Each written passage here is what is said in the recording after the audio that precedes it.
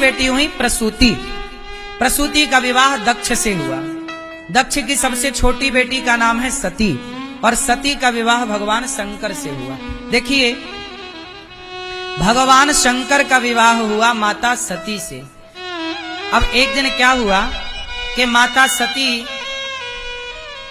को लेकर के शंकर जी कथा सुनाने गए। पति पत्नी को क्या करना चाहिए? समय निकालकर कथा सुनना चाहिए। आजकल के पति पत्नी परेशान क्यों हैं? कथा नहीं सुनते। आजकल पति कथा सुनता है तो पत्नी नहीं सुनती, पत्नी सुनती है तो पति नहीं सुनता। दोनों के विचार एक हो नहीं पाते, इसी कारण से झगड़ा बना रहता है। पति और पत्नी के विचार मिल जाएं तो झगड़ा ही ना हो। भाई खेल किसका है? विचारों का। यदि संबंध होता है ना, तो पुरुष का स्त्री से संबंध होता है तो संबंध शरीर का थोड़ी होता है।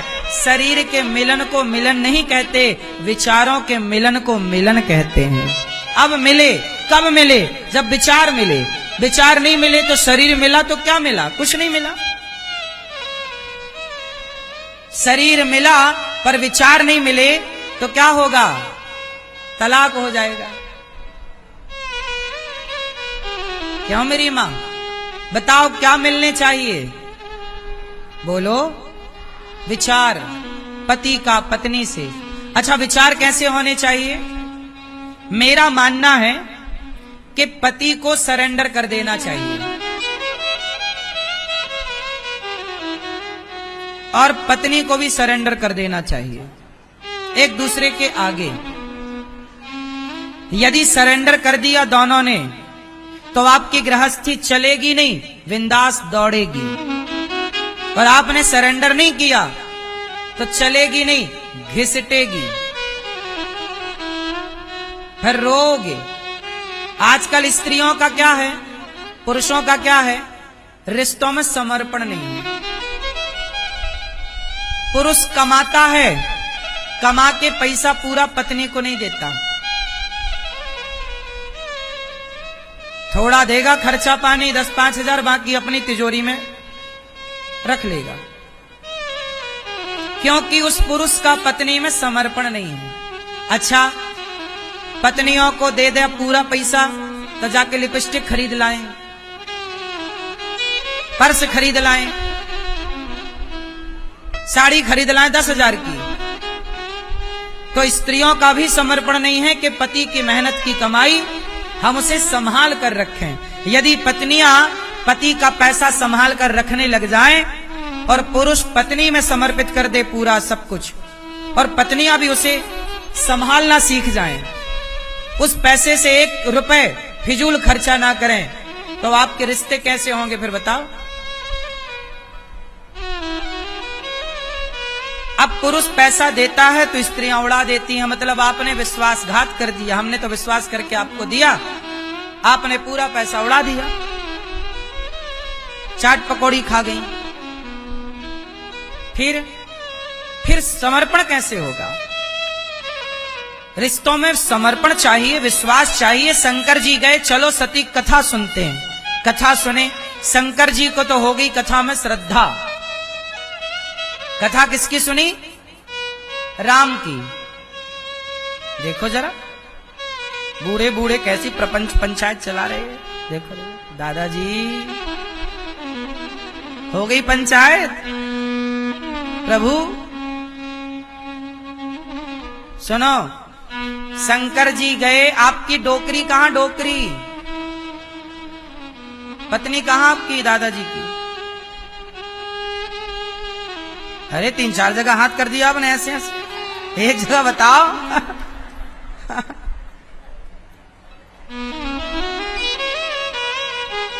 सुनो, शंकर जी गए पत्नी को लेके कथा सुनाने। कथा हुई तो शंकर जी को तो जागी श्रद्धा, शंकर जी को जागी कथा में श्रद्धा, और माता सती को जागा संदेह। भगवान राम की कथा हुई तो शंकर जी को क्या जागी? राम के प्रति श्रद्धा जागी और माता सती को क्या जागा? संदेह। अब शंकर जी कथा सुनकर चले तो रास्ते में चूंकि शंकर जी की श्रद्धा थी तो कथा सुनी तो भगवान का दर्शन तो होना ही था। तो कथा का फल है भगवान का दर्शन। कथा सुनने वाले को भगवान का दर्शन जरूर होगा, किसी भी रूप में हो बस होगा। तो शंकर जी को हो गया राम का दर्शन।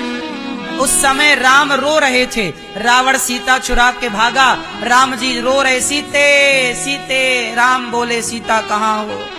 तो शंकर जी बोले मेरे राम का दर्शन हो गया, क्योंकि मैंने राम की कथा सुनी। अब सती को तो हो गया था संदेह और राम मिल गए, रोते भये। तो सती बोली ये कैसा भगवान? जो पत्नी के लिए रोता हो वो भगवान तो नहीं हो सकता। सती को ना भगवान राम पर संदेह हो गया। शंकर जी से बोली ये भगवान नहीं है। शंकर जी बोले भगवान है। तो बोले भगवान है तो ये रो क्यों रहे हैं पत्नी के लिए? भगवान को तो सब पता होता है, तो इन्हें पता क्यों नहीं चल रहा है कि पत्नी रावण चुरा के ले गया? शंकर जी बोले पता सब है, ये नाटक कर रहे हैं, लीला कर रहे हैं।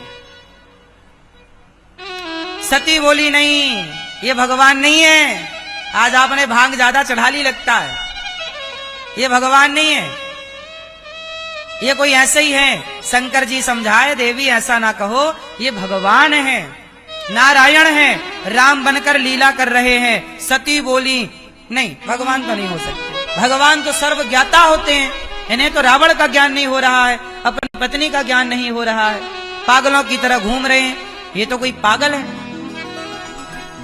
अब बताओ राम भगवान है कि नहीं? क्यों मैया, राम कौन है? पर सती क्या कह रही है? ये कोई पागल है, पत्नी के लिए रो रहे हैं। सोचो सती माता ना समझ पाई कि ये भगवान है। अब जिस भगवान को माता सती नहीं समझ पाई उस भगवान को भला हम और आप कितना समझेंगे?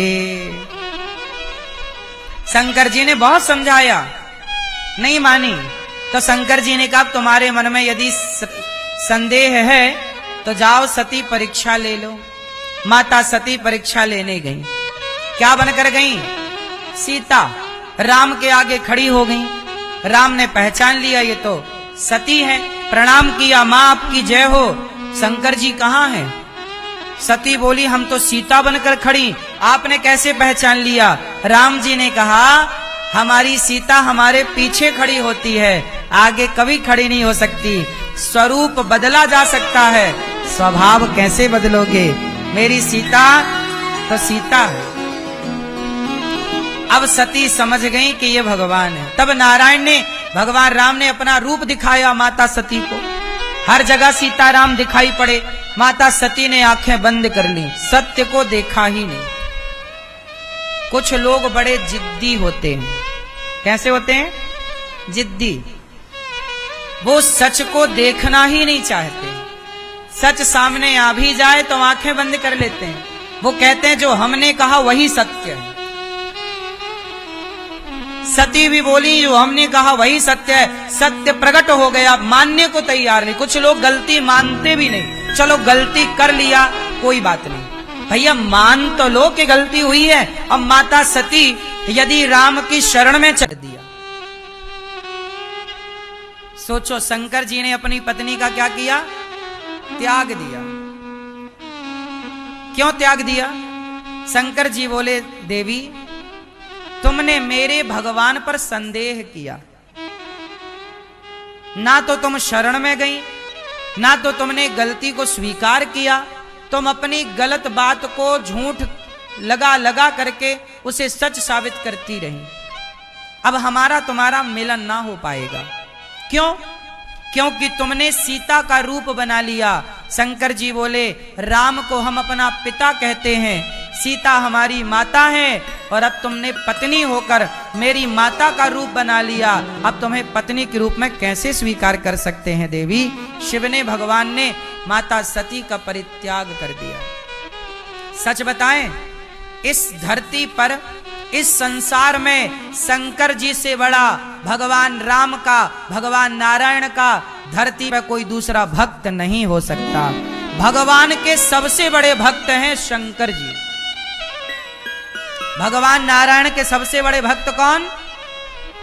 वैष्णवानाम यथा शंभु। इस धरती के सबसे बड़े भक्त हैं शंकर जी। शंकर जी से बड़ा कोई भक्त नहीं है।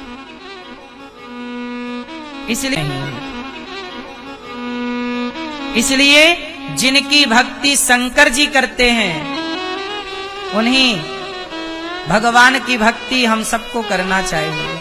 और शंकर जी से प्रार्थना करते रहो, हे भोलेनाथ, जितना प्रेम आपके भीतर राम के प्रति भगवान श्रीमन नारायण के लिए, उतना प्रेम हमारे भीतर भी प्रकट हो भोलेनाथ, ऐसी कृपा करो।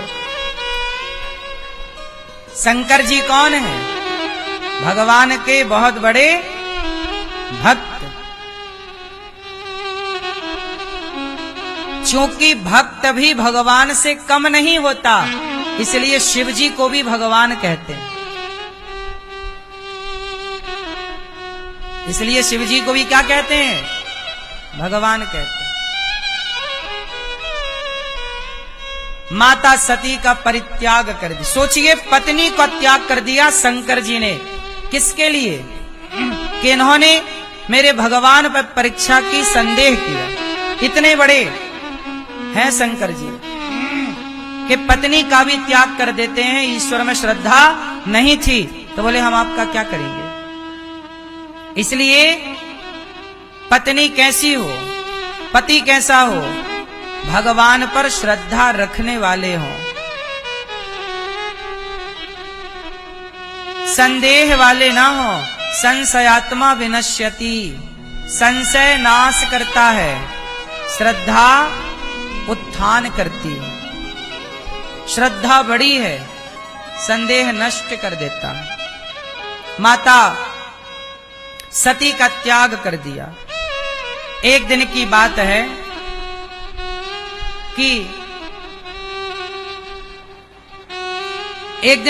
है कि भगवान शंकर जी माता सती के सामने बैठे हैं और दक्ष प्रजापति ने यज्ञ किया। उस यज्ञ में सबको बुलाया दक्ष ने, भगवान शिव को नहीं बुलाया। भगवान शंकर को नहीं बुलाया। माता सती उस यज्ञ में बिना बुलाए, शंकर जी ने मना किया कि सती वहां ना जाओ, वहां जाने से आपका कल्याण ना होगा, आपका भला ना होगा। शंकर जी की एक बात ना सुनी। सती माता मनमाना करती, और जो स्त्री मनमाना करेगी वो सुखी कभी नहीं रहेगी। इसलिए स्त्रियां मनमानी बिल्कुल ना हो। मनमाना आचरण करने वाली स्त्रियां वो माता सती ही क्यों ना हो, मनमाना आचरण किया तो उन्हें भी जल करके मरना पड़ा। दक्ष के यज्ञ पर गई बिना बुलाए। शंकर जी ने मना किया, देवी मत जाओ, पर गई।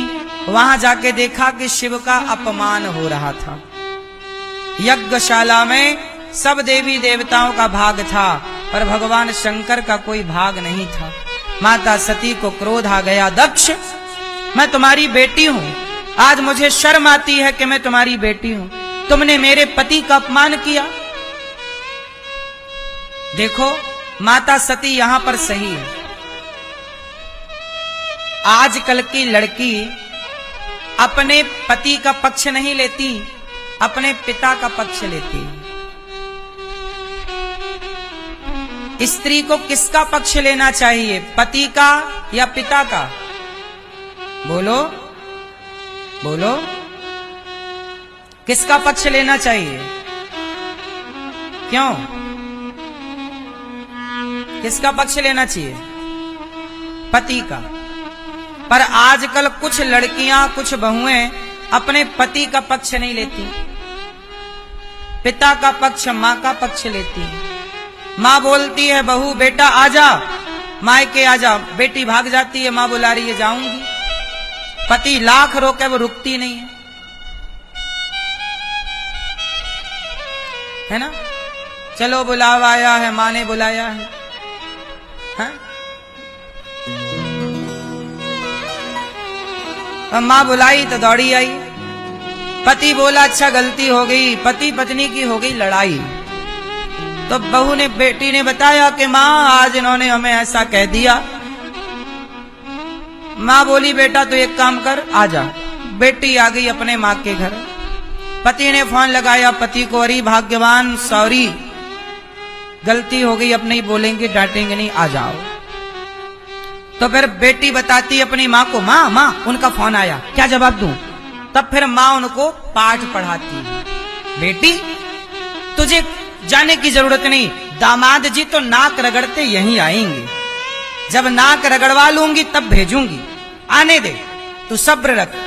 ये माँ है कि डायन है? एक बात बताओ, दामाद कौन होता है?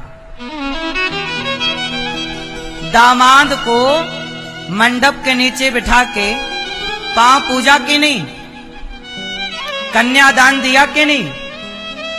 बोलो, आपने कन्यादान दिया है। जिसके पांव तुमने समाज के आगे पूजे, आज उससे तुम चाहती हो कि वो तुम्हारे दरवाजे में नाक रगड़े? तो जिसका पांव पूज करके सम्मान किया था, आज नाक रगड़वा के तुम अपमान कर रही हो, तो क्या ये धर्म है?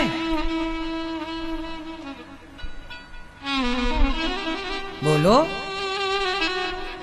और धिक्कार तो उस स्त्री को है। तुम कैसी पत्नी हो? तुम्हारा पति नाक रगड़ रहा है और तुम तमाशा देख रही हो। कम से कम पति के साथ तो खड़े हो जाओ। जो स्त्री अपने पति के साथ नहीं खड़ी होती, वो स्त्री कैसी है? वो स्त्री पत्नी कहलाने की अधिकारी है? अरे हर पति पत्नी के बीच का झगड़ा होता है, सबके घर में झगड़ा होता है, पर अपने पति का, चलो पत्नी हो तुम, जो बोलना हो बोल लो, पर तुम अपने, एक यहां आया मेरे पास लड़का प्रश्नोत्तरी में, बोला गुरुजी मेरी पत्नी, मेरी जरा लड़ाई हो जाए मेरी पत्नी से तो मेरी पत्नी अपने भाइयों को फोन लगाती है और इसके भाई आके मुझे मार के चले जाते हैं। अब सोचो कि उसके भाई दबंग हैं, तो वो जब चाहे अपने भाइयों को बुलवा के अपने पति को 2-4 पड़वा देती। ले अब बताओ, क्या ये धर्म है कि आप अपने पति को अपने भाइयों से पिटवाओ, अपने बाप से पिटवाओ, अपनी मां से अपमान करवाओ? या तो रिश्तों में, या तो फिर हम कहते हैं अपनी बेटियों का बिल्कुल विवाह मत करो, अपने घर पे रखो, कन्यादान ना करो। और जब किया है तो लड़ाई झगड़ा तो होगी, 2 बात सहन करने की ताकत रखो, यदि सम्मान से सब चाहते हो तो, वरना फिर वो तुम्हारे यहां नाक रगड़ेगा। जो दामाद नाक एक बार रगड़ लेगा, चलो मजबूरी में वो सब कर लेगा, लेकिन वो ना तुमसे सदा के लिए नफरत करना स्टार्ट कर देगा। फिर कभी तुम्हारे लिए श्रद्धा ना होगी, तुम्हारे कीड़े पड़ जाएंगे तो उसे फर्क ना पड़ेगा, क्योंकि वो जान गया कि तुम कौन हो। श्रद्धाएं समाप्त हो जाती हैं।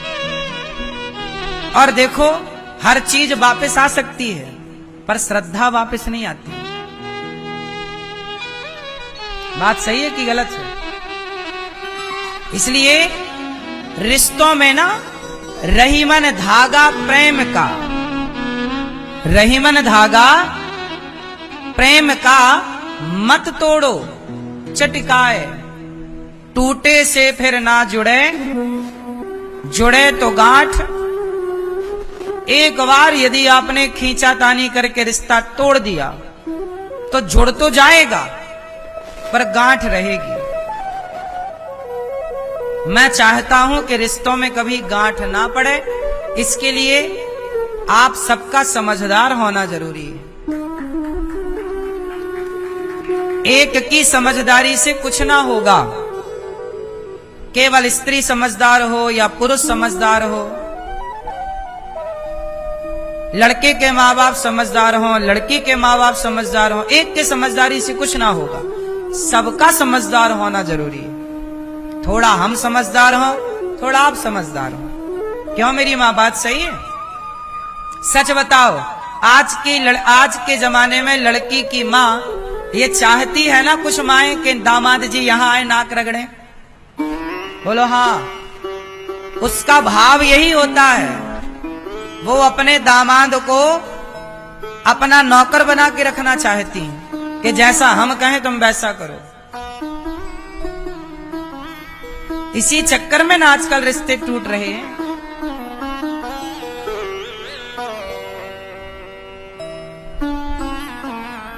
माता सती ने सही निर्णय लिया। माता सती ने अपने पिता के घर जाकर देखा कि मेरे पति का अपमान मेरे पिता ने किया। माता सती क्रोध में डूब गई। पिता से कहा, दक्ष, तूने मेरे पिता पति का अपमान किया, अब मैं तेरी बेटी बनकर जीऊंगी ना, क्योंकि मेरे पति तो मुझे प्यार से दाक्षायणी कहकर बुलाते हैं, मेरा नाम जब लेते हैं तो आपका नाम लेकर बुलाते हैं। आज मेरे पति का आपने अपमान किया। माता सती योग अग्नि में जलकर भस्म हो गई और कहा कि मैं शिवद्रोही की बेटी बनकर जी नहीं सकती। दक्ष, तुम शिवद्रोही हो। तुम कौन हो? शिवद्रोही हो, और तुमने शिव का तिरस्कार किया है। मैं शिवद्रोही की बेटी बनकर जी नहीं सकती। और माता सती ने योग अग्नि में जलकर शरीर त्याग दिया। और वही माता सती का शरीर जब जला तो भगवान भूत भावन भोलेनाथ को खबर लगी कि सती जल गई। दौड़ पड़े, माता सती का शरीर जलता हुआ उठाकर शंकर जी छाती से लगाए माता सती को जलता हुआ शरीर, और दौड़े।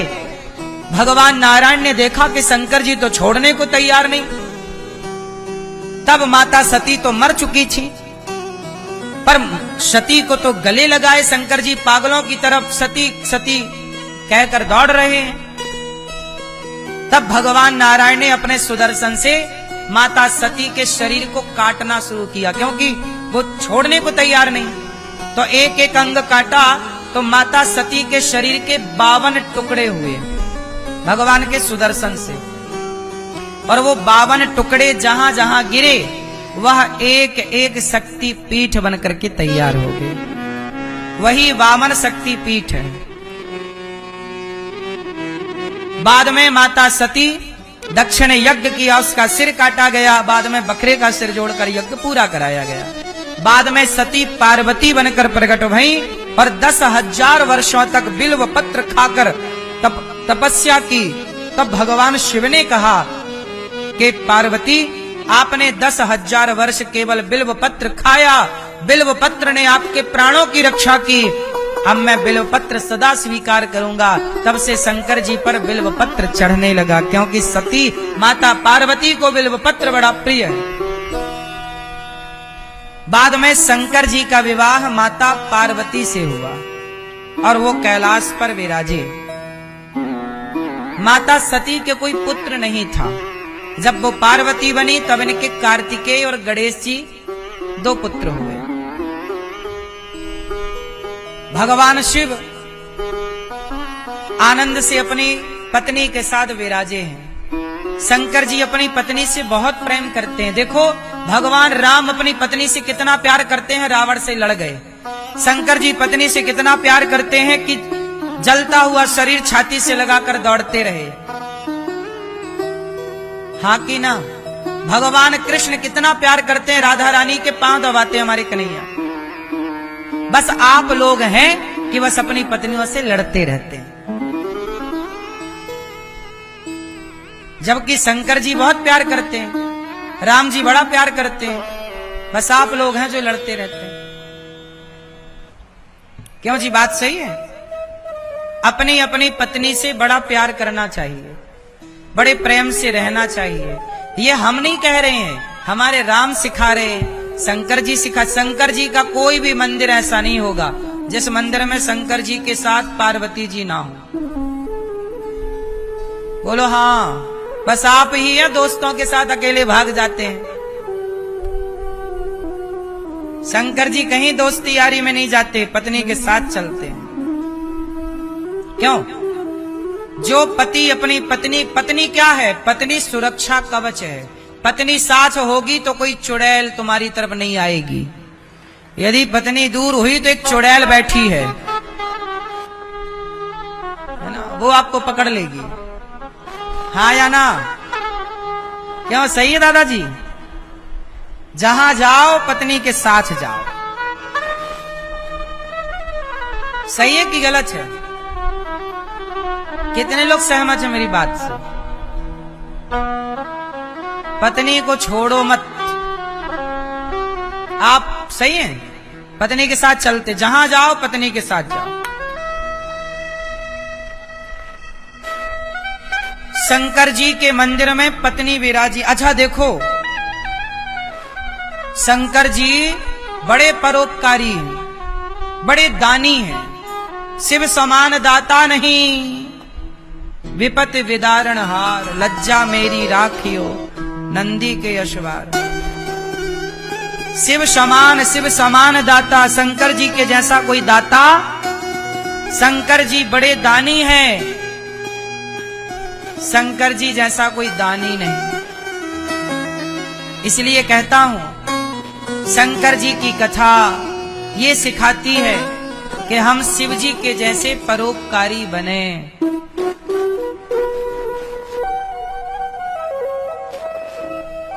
शंकर जी के सिर पर गंगा है, चंद्रमा है। शंकर जी जल का दान करते हैं। शंकर जी के माथे से क्या निकल रही है? जटा से क्या निकल रही है? जल दान कर रहे हैं कि नहीं? 24 घंटा प्याऊ लगा है शंकर जी के माथे पे, नहीं लगा? सबसे बड़ा दान जल का ही तो है, जलदान शंकर जी। चंद्रमा कहां? जटा पे चंद्रमा ही है जो औषधियों को, दाल चावल साग सब्जी भाजी को जब चंद्रमा का प्रकाश मिलता है तो वह शक्ति से परिपूर्ण होते हैं। तो चंद्रमा औषधि में जान डालने का काम करती है। चंद्रमा में नहीं अमृत होता, रात के शरद पूर्णिमा की रात को लोग खीर बना के रखते हैं, चंद्रमा अमृत बरसाता। अमृत बरसाने का मतलब ये नहीं बूंद बूंद नहीं, अरे हर औषधि में जो औषधीय गुण होता है वो कहां से आता है? चंद्रमा के प्रकाश से। जैसे सूर्य के प्रकाश में विटामिन डी है, ऐसे चंद्रमा के प्रकाश में अमृत है, ये मानो सामान्य भाषा में। आप लोगों को भी शरीर पर चंद्रमा का प्रकाश लेना चाहिए। जैसे सूर्य का प्रकाश जरूरी है, ऐसे चंद्रमा का प्रकाश जरूरी। तो शंकर जी दानी हैं, जल दान करते हैं, अन्न दान करते हैं। शंकर जी जैसा कोई नहीं। इसलिए आपको ये सब कथाएं ये समझा रही हैं कि आप भी शंकर जी के जैसे दानी बने। आप दान करना छोड़ देंगे तो प्रकृति का संतुलन बिगड़ जाएगा। जानते हो ये प्रकृति का संतुलन किससे चलता है? दान से। नदियां क्या कर रही हैं? जल दान कर रही हैं। वृक्ष क्या कर रहे हैं? फल का दान कर रहे हैं, छाया का दान कर रहे हैं। सूखी लकड़ियां आपके लिए प्रोवाइड कराते हैं, वृक्ष ना हो तो लकड़ी ना हो, तो आपके लिए सब दान ना कर रही है प्रकृति। ये ऑक्सीजन दान हो रहा है, आप ले रहे हैं, वरना डॉक्टरों वाला ऑक्सीजन लो तो 5000 का एक सिलेंडर है, नहीं है? तो प्रकृति आपको दान कर रही है, इसलिए आपको भी दान करना सीख लेना चाहिए। अच्छा एक बात बताओ, दान करना गलत है कि सही है? दान करने का फल क्या है? देखो आज हमारे पास ना 2 वृद्ध माता आई। परसों एक माँ आई जिसको बेटी लेकर आई, आज 2 वृद्ध माँ आई। आज 2 वृद्ध माँ जानते हो क्यों आई? इनकी क्या कहानी है, क्यों यहां आई, क्या हुआ कि घर से यहां आना पड़ा? कहानी तो बड़ी लंबी है, पर माओ के मुंह से ही सुनेंगे 2 वृद्ध माओ की। आप लोग बहुत अच्छे हैं, आप लोगों के सहयोग के बल पर यहां पर माताओं की सेवा होती है। ये 2 माँ आई आज यहां पर। पैसा अच्छी चीज है। भगवान करें सबके पास पैसा हो। पैसा कमाना चाहिए, पैसा सबके पास होना चाहिए। पैसा अच्छी चीज है, पर कब? जब हम पैसे से दारू पीने लग जाएं, पैसे से मांस खाने लग जाएं, तो पैसा बुरा हो जाता है। जब पैसे से हम परोपकार करने लग जाएं, तो पैसा अच्छा हो जाता है। जब पैसे से हम बंदूक खरीदकर किसी को मारने लग जाएं, तो पैसा बुरा हो जाता है। और पैसे से औषधि खरीदकर किसी की मलहम पट्टी करने लग जाएं, तो पैसा अच्छा हो जाता है।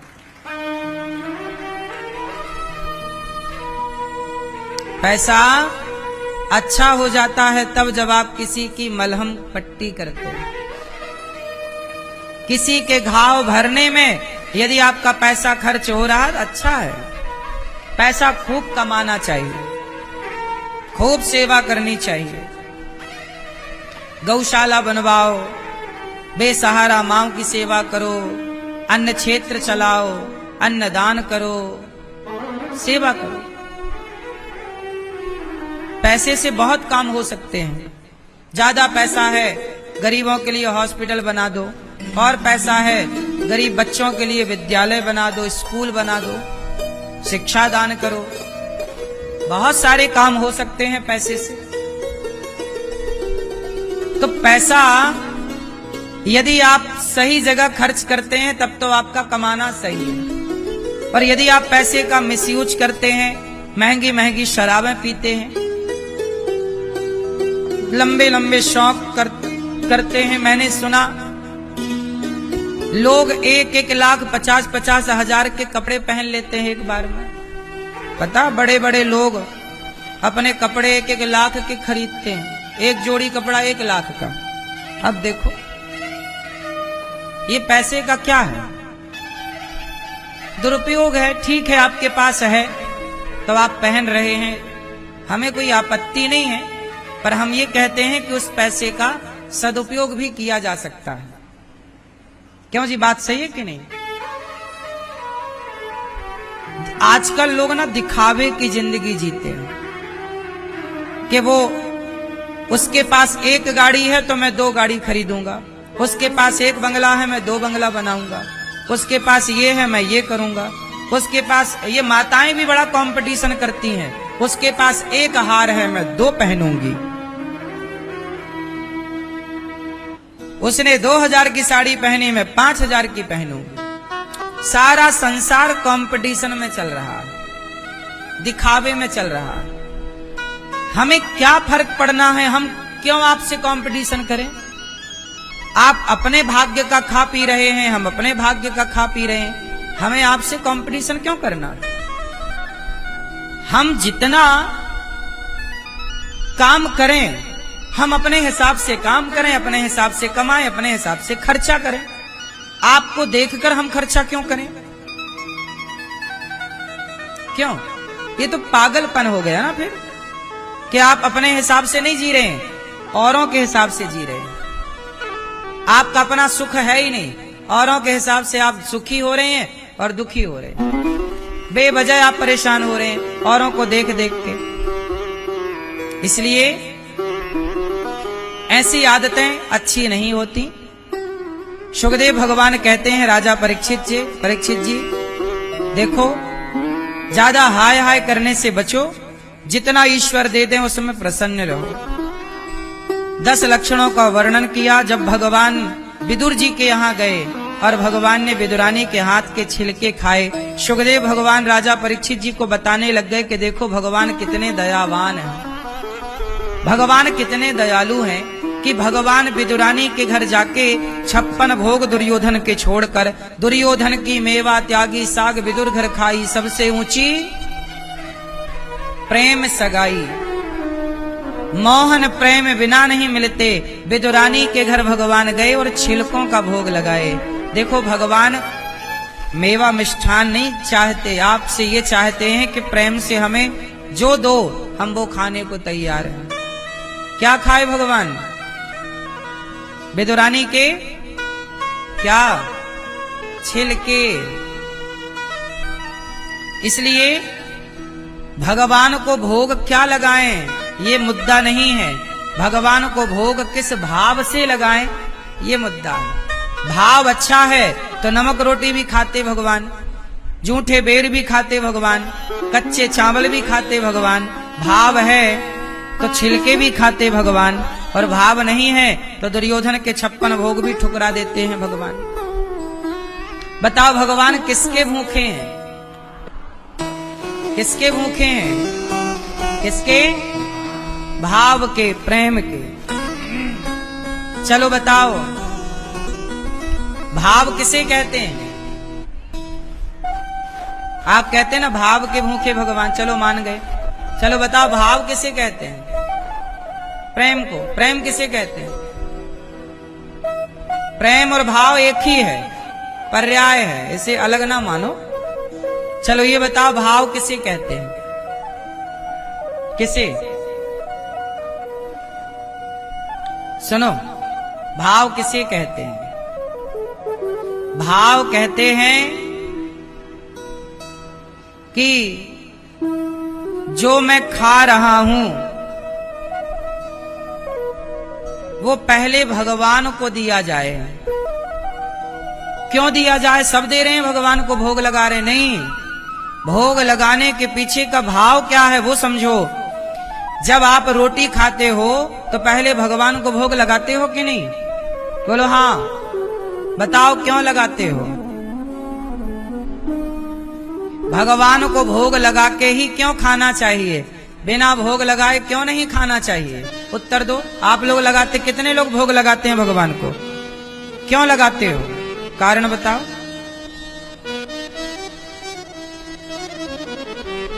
क्यों?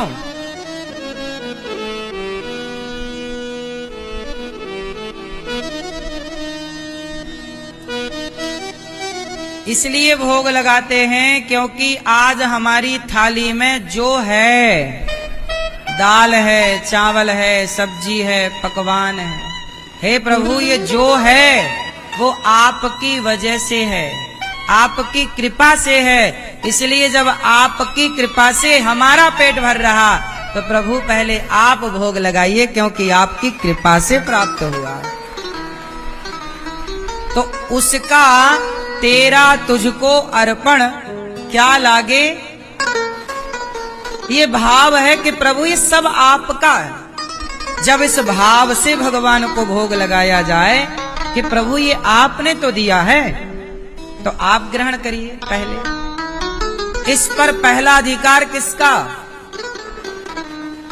जैसे भोजन पर पहला अधिकार गैया का होता, पहली रोटी गाय, आखिरी रोटी कुत्ते की, ऐसे आपके बने हुए संपूर्ण प्रसाद पर पहला अधिकार भगवान का। भगवान को भोग लगाकर फिर गाय को भोग लगाओ, या गाय को भोग लगा लिया तो भगवान को भोग लग गया, दोनों एक बात है। पर पहले जो बनाओ पहले भगवान को भोग लगाओ, फिर वो प्रसादी गैया खाए पहली, आखिरी प्रसादी कुत्ता खा ले, और बचा हुआ प्रसाद आप लोग खा लो। ऐसा है। तो भोग इसलिए लगाते हैं, सब आपका है। भाव किसे कहते हैं? यही तो भाव है कि प्रभु सब आपका है। देखो आप रहते हो घर में, खाते हो, लेकिन आप भाव ये रखते हो कि ये मेरा नहीं है, ये किसका है?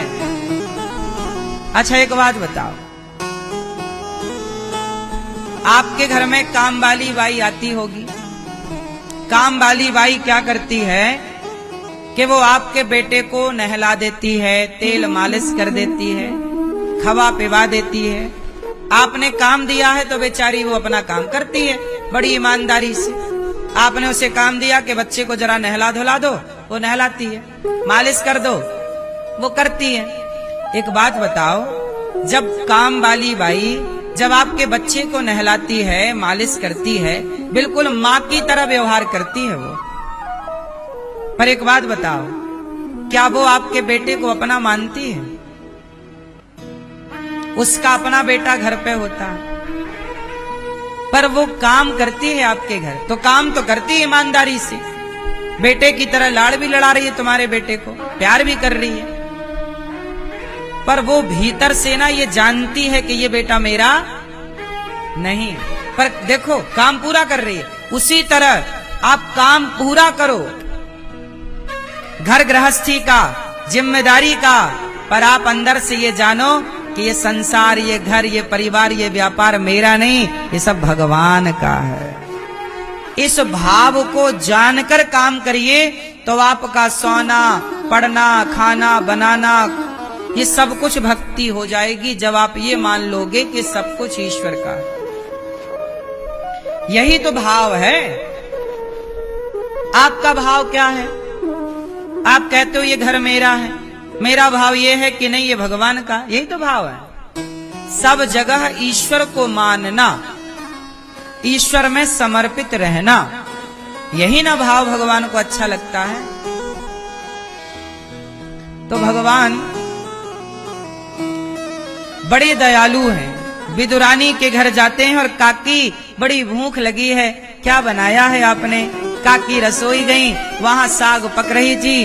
काकी जी ने कहा ये सूखी साग बिना नमक मिर्ची मसाले की कन्हैया को खवाऊंगी, क्या सोचेगा कि देखो ये सूखी साग। बेचारी काकी बगीचे से केला तोड़ कर ले आई, बैठ गई। कन्हैया कह रहे हैं काकी जी बड़ी भूख लगी है। अच्छा लाला अभी तुझे खवाती हूँ, केला खाएगा? हाँ हाँ काकी जी खवाओ। तो भगवान के आगे बैठी है विदुरानी, टुकुर टुकुर देख रही है कन्हैया को, केला छीलती जाती है। बेचारी भूल गई कि मैं क्या खवा रही हूँ, क्या छील रही हूँ, कहाँ बैठी हूँ। बस भगवान को देख करना उसकी पलकें भी नहीं झपक रही हैं, टुकुर टुकुर देखे जा रही है काकी। विदुरानी श्याम सुंदर इतने सुंदर है ना कि पलकें झपकने को तैयार नहीं। पलकें झपक जाएं तो विदुरानी पलकों को डांटने लग जा रही, पलक काहे झपक गई, बड़ा बाधा कर रही है तू दर्शन में। खुली आंखों से देख रही है और केला छीलकर फल को फेंक रही है। बेचारी भूल गई और छिलका पकड़ाती जा रही है। उसे लगा कि मैं फल ही खवा रही हूं। देखो विदुरानी के भाव में दोष नहीं है, वो भाव से क्या खवा रही है, वो तो ये सोच रही कि केला है। भाव तो केले का है ना, पर वो खवा तो छिलका रही है। उसे पता ही नहीं कि मैं क्या खवा रही हूं। अच्छा चलो विदुरानी को पता नहीं कि मैं क्या खवा रही हूं, पर भगवान को तो पता है ना कि मैं क्या खा रहा हूं। भगवान तो कह सकते थे ना ये छिलका है काकी जी, ये फल थोड़ी है। नहीं नहीं, भक्त ने जो खिला दिया, जो दे दिया, भगवान ने वो स्वीकार कर लिया। भगवान कभी ये नहीं कहते कि ये अच्छा नहीं है, ये अच्छा है। नहीं, मेरे भक्त ने जो दे दिया वो मेरे लिए अमृत है, वो प्रसाद है। विदुरानी छिलका देती गई, फल फेंकती गई, भगवान छिलका खाते गए। भाव का भूखा हूं मैं। आपके अंदर प्रेम है, सच्ची श्रद्धा है तो आपके घर की नमक रोटी खाई जा सकती है। और आपके पास श्रद्धा नहीं है, प्रेम नहीं है, भाव नहीं है तो आपका 56 भोग भी स्वीकार नहीं होगा, फीका। भोजन में स्वाद नहीं होता साहब, स्वाद तो व्यक्ति के भाव में होता है। आपका भाव अच्छा है तो आपके यहाँ अचार रोटी खाई जा सकती है। अभी हम 84 कोस की परिक्रमा में गए तो हम जिस जिस गांव से गए वहां की माताएं हमारे लिए रोटी लेके आ गई, रोटी और अचार और छाछ, मट्ठा। अब वो गांव की बेचारी मैया ब्रजवासी हैं, ब्रजमंडल की मां, बेचारी रोटी ले आई और अचार ले आई, कहा महाराज खा लो। तो वो भाव से जब रोटी लाई तो मैंने मैया की रोटी खाई, और रोटी खाई क्योंकि वो भाव से लेकर के आई है। अरे भाव से कोई रोटी अचार लाए तो वो 56 भोग से बड़ा है, वहां उसकी बराबरी थोड़ी कोई 56 भोग कर सकता है। भाव की प्रधानता है। भाव का भूखा हूं मैं, भाव ही एक सार है, और भाव से भजले मुझे तो भव से बेड़ा पार है। इसलिए मूल प्रधानता है भाव की। किसकी बात है?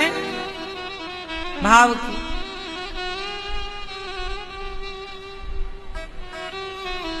विदुरानी खिला रही हैं छिलका, तब विदुर जी आ गए 56 भोग लेकर। कहा प्रभु ये खाओ, ये आपने क्या खा लिया? छिलके। विदुरानी को डांटा विदुर जी ने, ए विदुरानी क्या कर रही है, क्या खिला रही है भगवान को? भगवान को 56 भोग परोसा। कन्हैया ने खाते हुए कहा काका जी, जो स्वाद काकी जी के छिलकों में था ना, वो आपके 56 भोग में नहीं, वो आपके 56 भोग में नहीं। भगवान बड़े भूखे हैं भाव के। सुदामा आए चावल पोहा लेकर, तंडुल, जैसे चिवड़ा कहते हैं, चिवड़ा लेकर के आए, सामान्य भाषा में पोहा। कच्चा खा गए भगवान। कौन लाया है? मित्र लाया है, सुदामा लाया है। सुदामा लाए हैं। सुदामा का भाव क्या है? वो प्रेम से लाए हैं। इसलिए कहता हूं, आप लोग जो प्रेम से यहाँ गौरी गोपाल में कुछ लोग आते हैं तो वृद्ध माओं के लिए 1 किलो आटा ले आते हैं, कोई 4 किलो चावल ले आता है, कोई 2 किलो दाल ले आता है, कोई सब्जी की सेवा कर लेता है। तो आप अपने भाव से जो देते हैं वो स्वीकार हो जाता है कि भाई आपने भाव से दिया, स्वीकार है वो।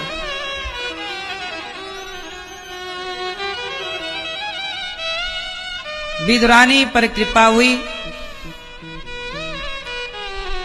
इसलिए भगवान से कहते हैं कि हे प्रभु, हे श्याम सुंदर,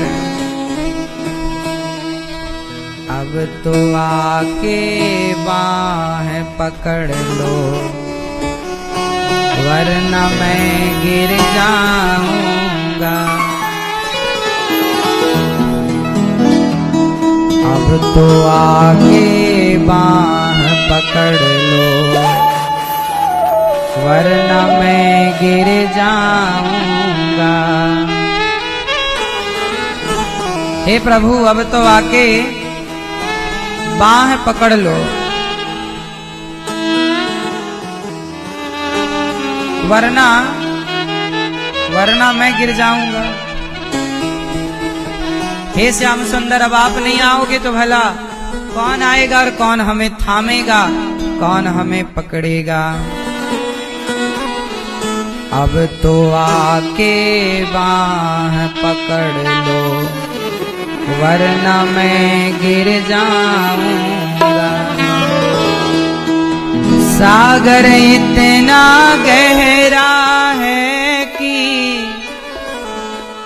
डूब प्रभु मैं जाऊंगा।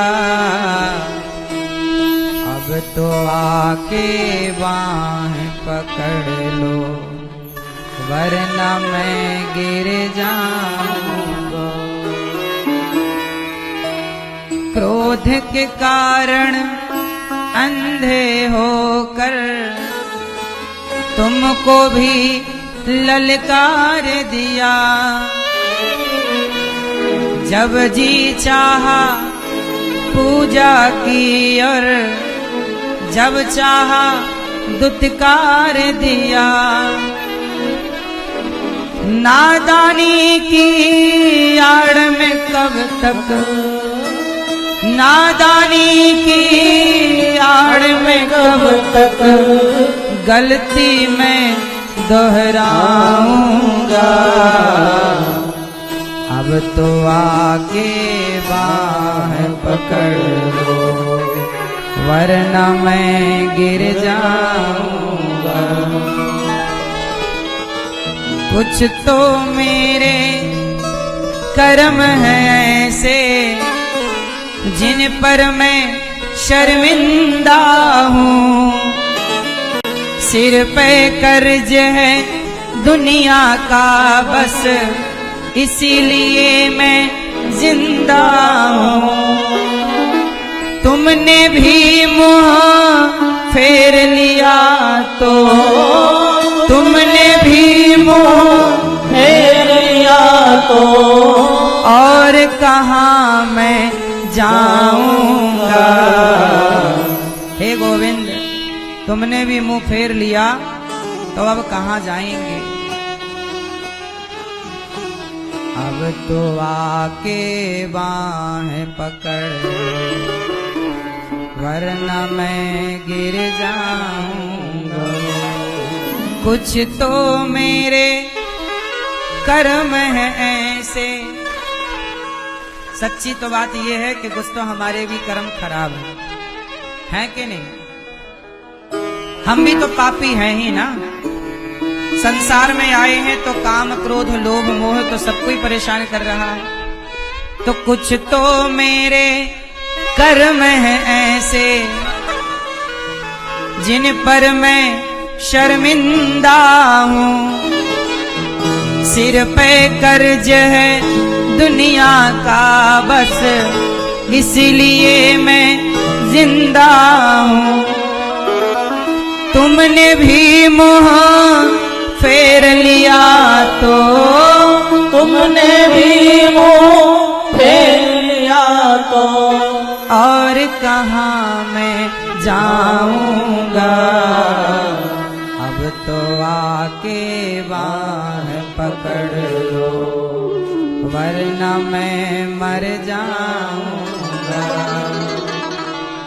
अब तो आके बाह पकड़ लो, वरना मैं मर जाऊंगा।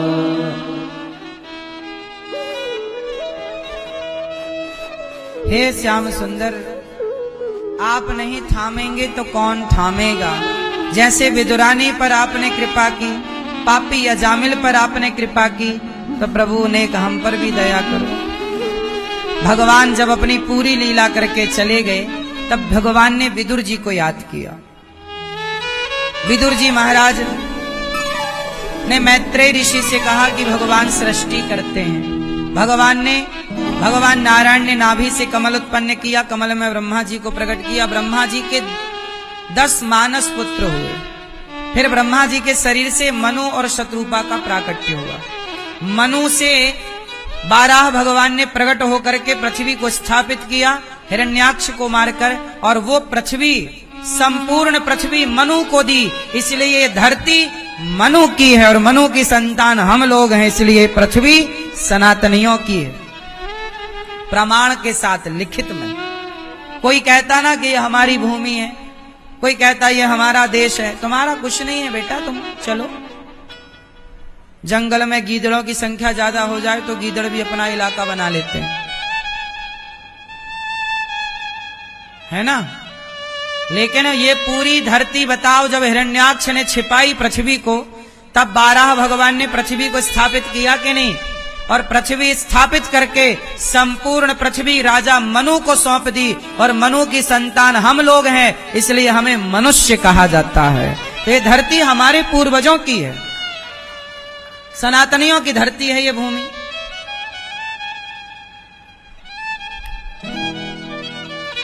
इसलिए ये भारत कितना बड़ा है।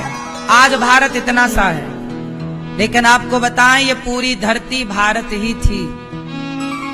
America, London, Japan, Paris, China कुछ भी नहीं था एक टाइम पर। ये पूरी धरती भारत थी। ये पूरी धरती का जो नक्शा है ये पूरा भारत था। एक समय के बाद ना कटता चला गया। जैसे भूटान अलग हो गया, नेपाल अलग हो गया, तिब्बत अलग हो गया, बांग्लादेश अलग हो गया, पाकिस्तान अलग हो गया, श्रीलंका अलग हो गया। ये सब पहले क्या था? अफगानिस्तान अलग हो गया। ये सब क्या था? पूरा भारत था। अमेरिका कहाँ है? भारत के ठीक नीचे अमेरिका है। पता है आपको? पूरा मैप देखेंगे आप तो अमेरिका कहाँ दिखता है? भारत के ठीक, बोलो, नीचे। हाँ या ना? अमेरिका क्या है? पाताल। हम लोग क्या बोलते? पाताल। अतल, वितल, सुतल, तलातल, रसातल, महातल और पाताल। तो पाताल लोक ना वो अमेरिका नीचे है। हमारे नीचे क्या है? अमेरिका। इसलिए वो पाताल है ना सब यही खंड। अब बाद में नाम बना दिए अमेरिका, लंदन, जापान, बना लो, ठीक, कटता चला गया ना सब। इसलिए संपूर्ण धरती अपनी है, संपूर्ण धरती का ये भूभाग सनातनियों का है। पहले सनातनियों के सिवा कोई था ही नहीं। फिर सवाल खड़ा हुआ कि ये बाकी लोग कहां से गए। तो सुनो, अब जैसे 1400 साल पहले मुसलमान आए, मुसलमानों का वजूद कब से प्रकट हुआ? 14 मुसलमानों का लिखित में 1400 साल पुराना इतिहास है। इससे पहले तो नहीं थे ना मुसलमान। ईसाइयों का इतिहास 2000 साल पुराना है, इससे पहले तो नहीं था इतिहास। ईसाई 2000 साल पुराने हैं, मुसलमान 1400 साल पुराने हैं, बस। और हमारे कृष्ण की द्वारिका पानी में जो डूबी मिली वो 5000 साल पुरानी है। राम सेतु 8 लाख साल पुराना है। मनु शत्रुपा सतयुग की कहानी है। ये हम लोगों का इतिहास तो करोड़ों करोड़ों साल पुराना है। दुनिया तो 1400 साल पुरानी है। लिखित की बात कर रहा हूं मैं, ऑन रिकॉर्ड की बात कर रहा हूं। ऑन रिकॉर्ड तुम 1400 साल पुराने हो, ईसाई 2000 साल पुराना है, और सनातनी हम करोड़ों साल। हम इसलिए हमको क्या कहते हैं? हमको क्या कहते हैं? सनातनी।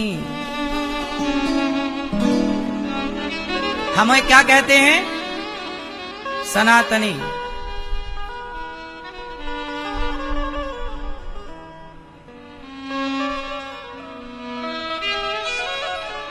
सनातन की स्थापना किसने की? मुसलमानों की स्थापना किसने की? मोहम्मद साहब ने। ईसाइयों की स्थापना किसने की? ईसा मसीह ने। चलो बताओ, हिंदुओं की स्थापना किसने की? भाई, मुसलमानों को स्थापित करने वाले कोई हैं, ईसाइयों को स्थापित करने वाले कोई हैं, पर सनातन की स्थापना करने वाले कौन? कोई बता सकता है? क्योंकि ये धर्म अनादि है, इसीलिए बोलते सनातन। जितना पुराना सूर्य और चंद्रमा, जितने पुराने भगवान, उतने ही पुराना ये सनातन धर्म।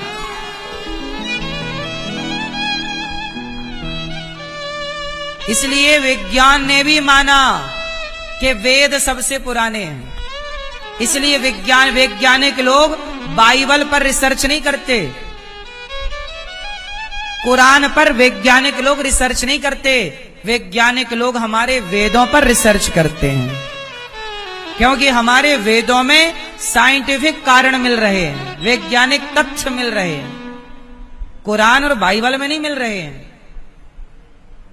ये ऑन रिकॉर्ड है चीजें। आप यदि थोड़ा भी समझते हैं तो जानते होंगे। वेदों पर रिसर्च हो रही है।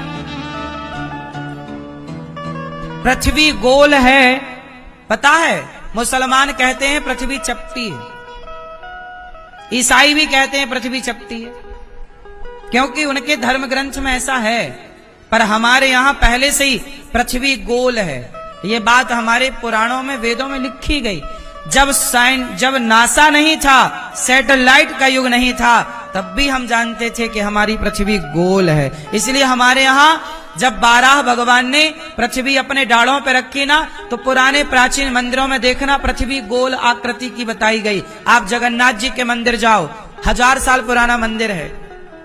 आप दक्षिण के मंदिरों में जाओ, वहां 12 भगवान का चित्र बना होगा ना, तो उनके दांतों में पृथ्वी रखी होगी। वो पत्थर की बनी पृथ्वी का आकार गोल है। मतलब दुनिया आज जान पाई कि पृथ्वी गोल है। हम हजारों साल से जानते थे कि पृथ्वी गोल। हमारे यहां एक पाठ था, भूगोल।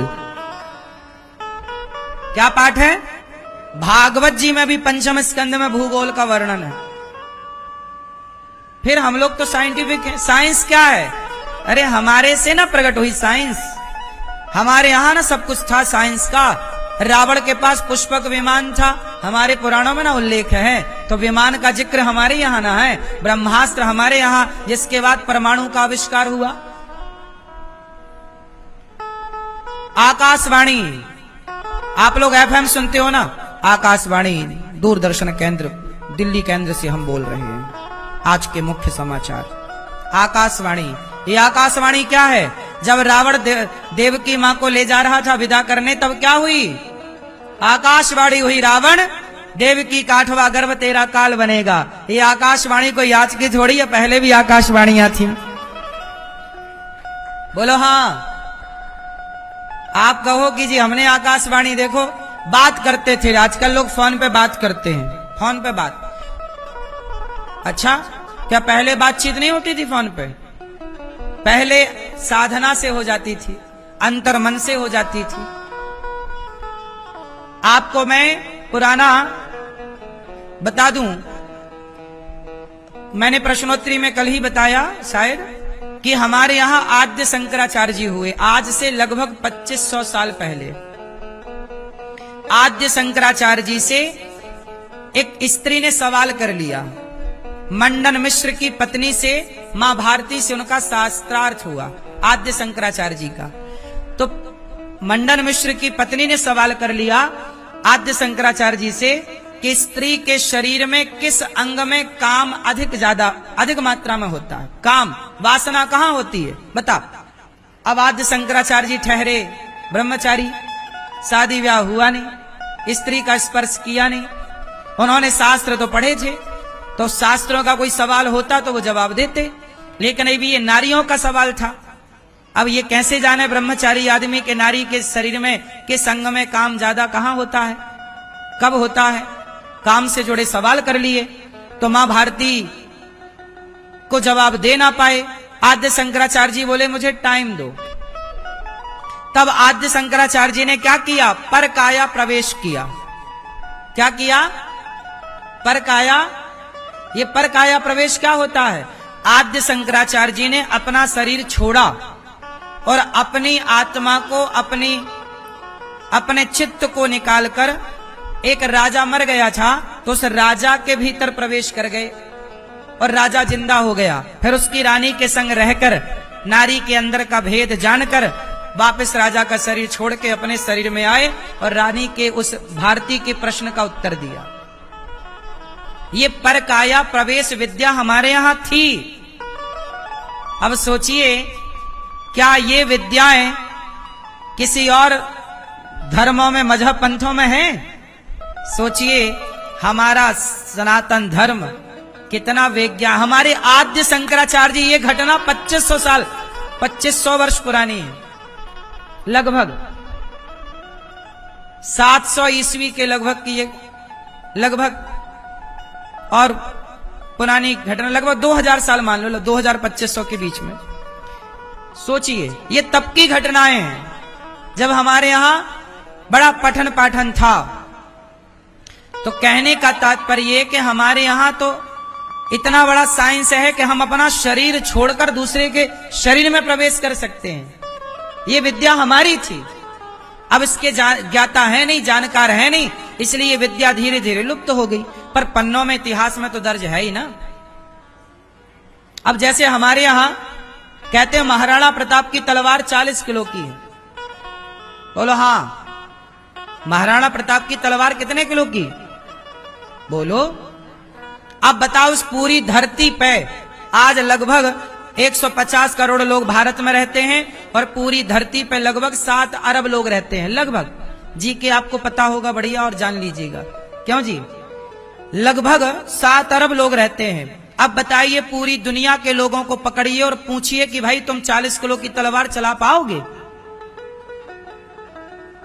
है कोई ऐसा जो आज चला पाए महाराणा प्रताप की तलवार? तो ऐसे योद्धा, ऐसे वीर, ऐसी विद्याएं केवल भारत में ही, सनातन धर्म में ही संभव रही हैं। ये विद्याएं, ये कलाएं, ये नीतियां, इसलिए ना भारत सोने की चिड़िया था। हम बहुत पढ़े लिखे थे। हमारे यहाँ की स्त्रियां इतना पढ़ी लिखी, लोग कहते ना भारत की स्त्रियां पढ़ी लिखी नहीं, ये अफवाह फैलाई गई है। भारत की नारियां सबसे ज्यादा पढ़ी थी। अब मैंने आपको बताया ना कि आद्य शंकराचार्य जी से शास्त्रार्थ किया था एक महिला ने, आज के सैकड़ों साल पहले, हजारों साल पहले। बोलो हाँ। तो पढ़ी लिखी थी तब ना शास्त्रार्थ किया, कोई अनपढ़ होती तो करती क्या। इसलिए हमारे यहां स्त्रियां खूब पढ़ी लिखी थी।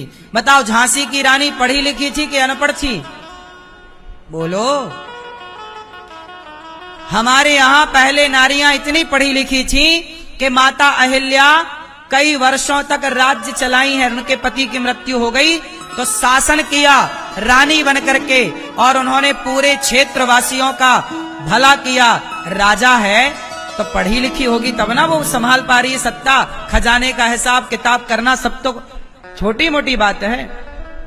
तुम एक घर नहीं चला पाते, अहिल्याबाई ने पूरा राज्य चलाया। फिर दुर्गावती ने पूरा राज्य चलाया।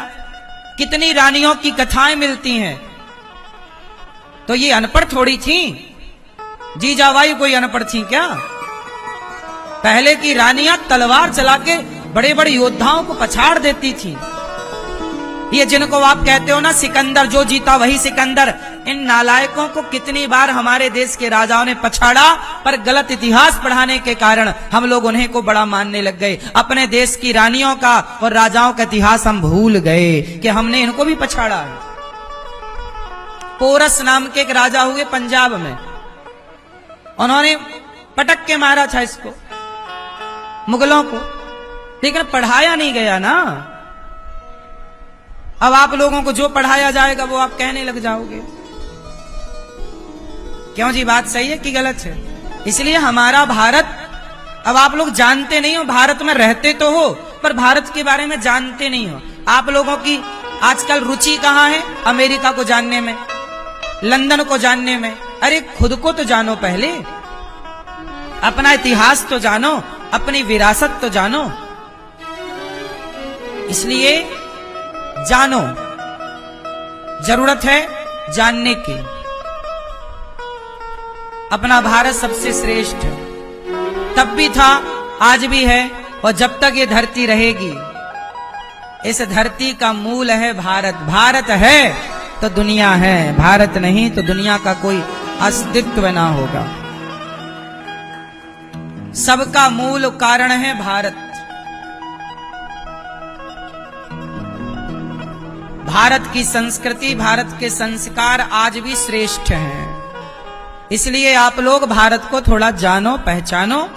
और पूरी धरती मनु जी को दी वाराह भगवान ने। मनु शत्रुपा की 5 संतान हुई, 3 बेटियां 2 बेटे, आकुति, देवहूति, प्रसूति। आकुति का विवाह रुचि प्रजापति से हुआ, देवहूति का विवाह करदम जी से हुआ, प्रसूति का विवाह दक्ष प्रजापति से हुआ। आकुति के यहाँ यज्ञ भगवान हुए, देवहूति के यहाँ 9 बेटियां हुई, 9 बेटियों से विवाह कर दिया ब्रह्मा जी के मानस पुत्रों से 9 बेटियों का। और कपिल भगवान ने माता देवहूति को दिव्य ज्ञान दिया, सांख्योपदेश किया, और मां सिद्धा नाम की नदी बनकर बह गई। कपिल देव जी ने आचमन किया।